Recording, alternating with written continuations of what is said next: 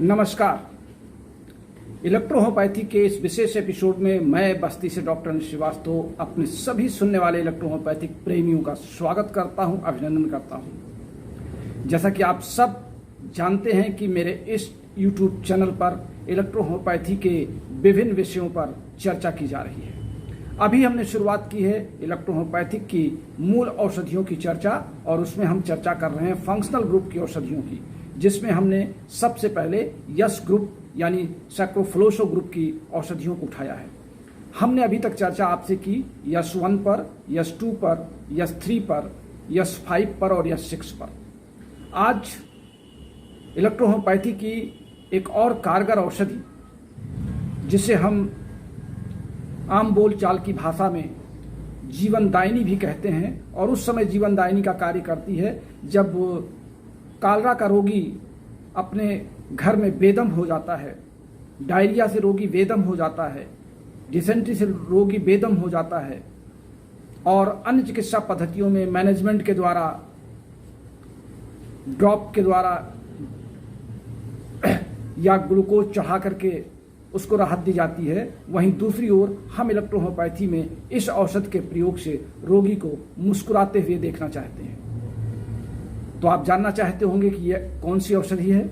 जी हाँ, आपने सही सुना, ये औषधि है यस्टन यानी सैक्रोफ्लोसो यस्टन, जिसे हम आम बोलचाल की भाषा में सैक्रोफ्लोसो जियापून या एसजी भी कहते हैं। इसमें 13 पौधों का मिश्रण किया गया है, 13 पौधों के अर्कों का मिश्रण किया गया है, जिसमें पहला है एस्कुलस हिप्पोकास्टिनकम, दूसरा है Cetraria islandica, Cinchona succirubra, Hydrastis canadensis, Nasturtium officinale, Sambucus nigra, Tussilago farfara, Veronica officinalis, Salix alba, Scrophularia nodosa, Scrophularia nodosa, Berberis vulgaris और कॉकलेरिया ऑफिसिनालिस। ये इतने पौधों का, 13 पौधों का इसमें मिश्रण किया गया है यस्टन में। और यस्टन हमारी एलिमेंट्री कैनाल की एक प्रधान औषधि है। जैसा कि आपको पता है, आपको मैंने बताया भी है कि इलेक्ट्रोहोम्योपैथी की औषधियों में यस1 एक यूनिवर्सल रेमेडी है, जिसका प्रयोग हम लगभग सभी रोगों पे, सभी रोगियों के लिए करते हैं।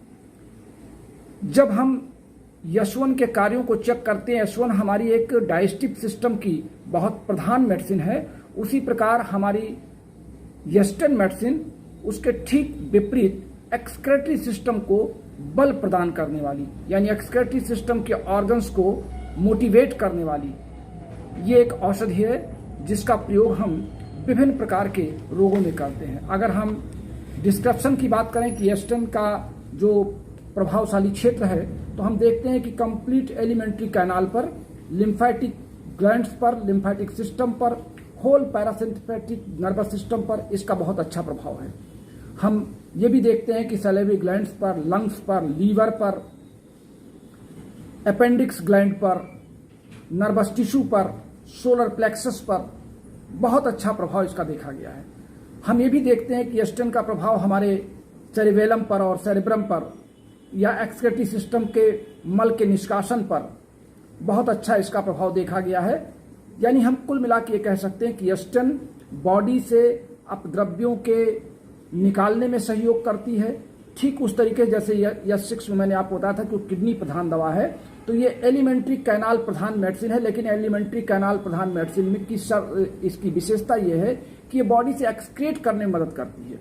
जैसे रोगी ने भोजन कर लिया, उसका गला जल रहा है, गैस की प्रॉब्लम हो रही है, कॉन्स्टिपेशन उसका बना हुआ है, एलिमेंट्री कैनाल में जिद्दी कॉन्स्टिपेशन बना हुआ, तो हम यस्टन का प्रयोग भोजन के बाद कराते हैं, जिससे उसके लार्ज इंटेस्टाइन में कार्य करने की शक्ति में इंक्रीजमेंट हो, यानी लार्ज इंटेस्टाइन का जो काम कम हो रहा है उसमें वृद्धि की जाए। तो वहां पे हम यस्टन को याद करते हैं।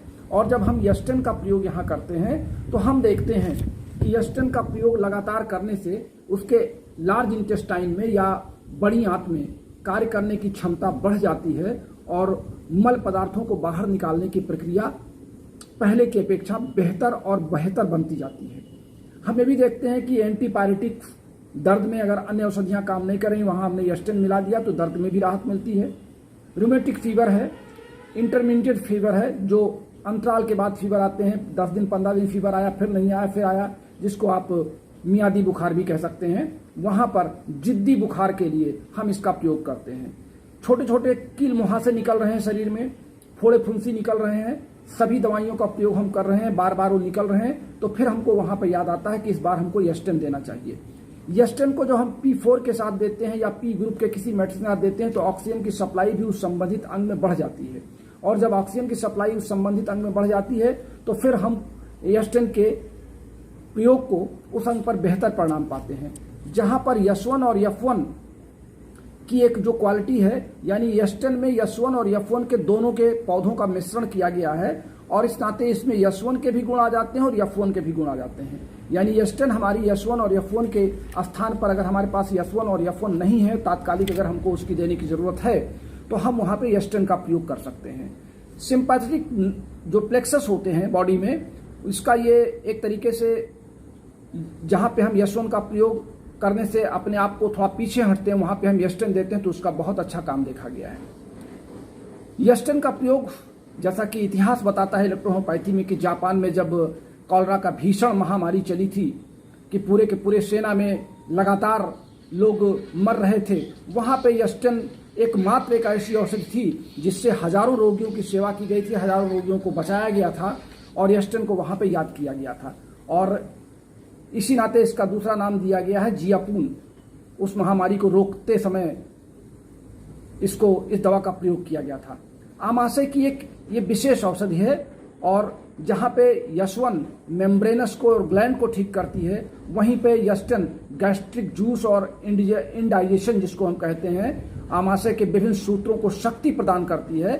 तो वहां पे हम एस्टेन के कार्यों को में वृद्धि कर देते हैं, उन अंगों के कार्यों में, और वहां पे पाचन क्रिया भी हमारे स्मॉल इंटेस्टाइन में बढ़ती है, और लार्ज इंटेस्टाइन में एक्सक्रेशन की क्रिया भी, मल पदार्थों को आहार ना बड़ी आंत में न रोक करके रेक्टम की ओर भेजना और बाद में रेक्टम पे प्रेशर दे करके उसको बाहर निकालना, ये काम भी एस्टेन का देखा गया है।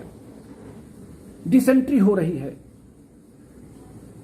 डायरिया हो रहा है, कॉलरा हो गया है, वहां पे हम बिना ग्लूकोज की बोतल चढ़ाए एस्टेन का प्रयोग करके, एस्टेन और इसके साथ WE और L3 दे करके हमने रोगियों पर इसका प्रयोग किया है, और बहुत अच्छा इसका परिणाम रहे हैं। और ये देखा गया है कि रोगी अपने पैरों से चल करके अपने घर तक जाने की स्थिति में आता है। हम लगातार 3-4 बार उसको हर आधे घंटे के अंतराल पे एस्टेन, L3 और WE का प्रयोग कराते हैं, तो वहां पे हम देखते हैं कि लगातार कुछ देर तक हम L3 इसलिए देते हैं कि जो मल पदार्थ में इन्फेक्शन हो गया हो, जो अपद्रव वहां रुके हुए, वो शरीर से बाहर निकल जाएं।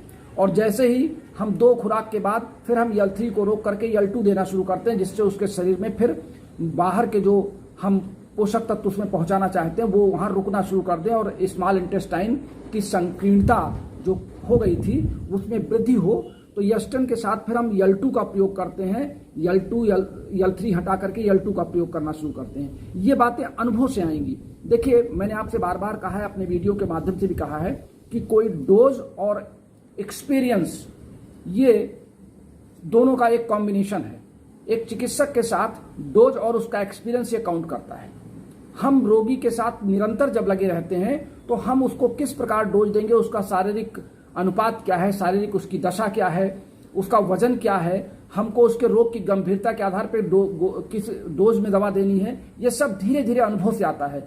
लगातार जब आप हमारे इस इलेक्ट्रोहोम्योपैथिक क्लास में बने हुए हैं तो मैं आपको इस बात के लिए इंगित करता हूं कि लगातार आप रोगियों पर अपने अनुभव के आधार पर जब डोज का प्रयोग करेंगे तो आप इलेक्ट्रोहोम्योपैथी में औषध देना सीख जाएंगे।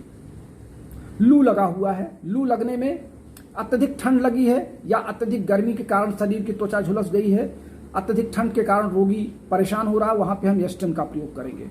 हम ये भी देखते हैं विषैली, अगर कोई रोगी ने कोई विषैला पदार्थ खा लिया है, उसका कोई विष प्रभाव शरीर में हो रहा, तो वहां भी हम एस्टेन देते हैं ताकि हमारे एलिमेंट्री कैनाल की शक्ति बढ़े और वो विष प्रभाव शरीर से बाहर निकल जाए।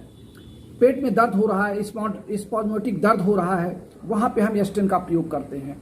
हम देखते हैं रोगी को बेचैनी हो रही है, घबराहट हो रही है, शुगर उसका बढ़ा हुआ है, बीपी उसका बढ़ा हुआ है, वहाँ भी हम स्टेंट दे करके उन अंगों की शक्ति को, क्रियाशीलता को बढ़ाने का काम करते हैं, जिससे कि जा करके हमारे उन अंगों की जो शिथिलता थी वो खत्म होती है और स्टेंट को देने से फिर हम रोगी पर बेहतर परिणाम देते हैं।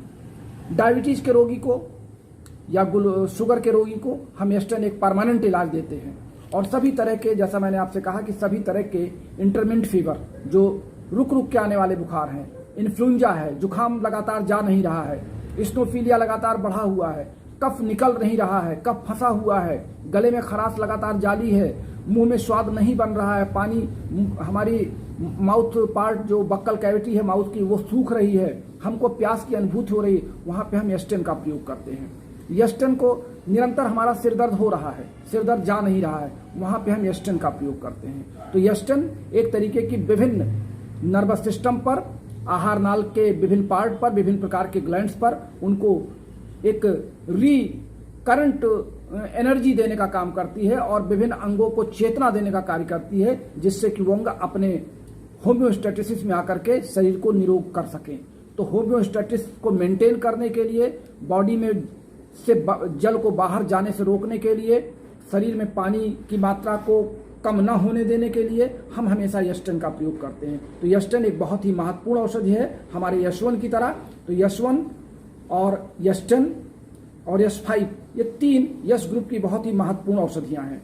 अब हमारे पास यश ग्रुप की 2 मूल औषधियां बचती हैं, यश11 और यश12।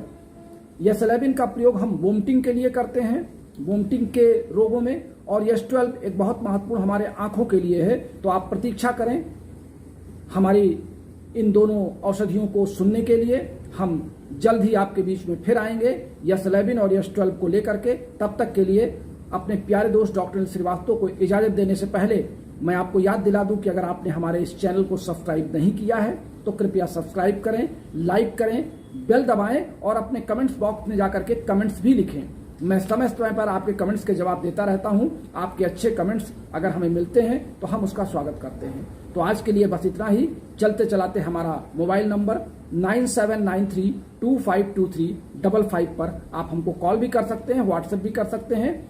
मैं आपको बता दूं कि रोगियों की परामर्श की जो शुल्क है वो मेरी 200 रुपए है। आप किसी भी रोगी के लिए 1 माह के लिए मुझसे परामर्श 200 रुपए में ले सकते हैं। नेक्स्ट मंथ में फिर हम 200 रुपए लेंगे और हर नए मरीज के लिए यानी प्रति रोगी प्रति माह हमारा परामर्श शुल्क 200 रुपए है। हम आपके निकटवर्ती चिकित्सक को भी रेफर कर सकते हैं, या अगर आपकी डिमांड होगी तो औषधियां मेरे पास से भी आपको कुरियर द्वारा या पोस्ट ऑफिस द्वारा पार्सल भी की जा सकती हैं। आप सबका आज के लिए बस इतना ही। कल फिर मिलते हैं। नमस्कार।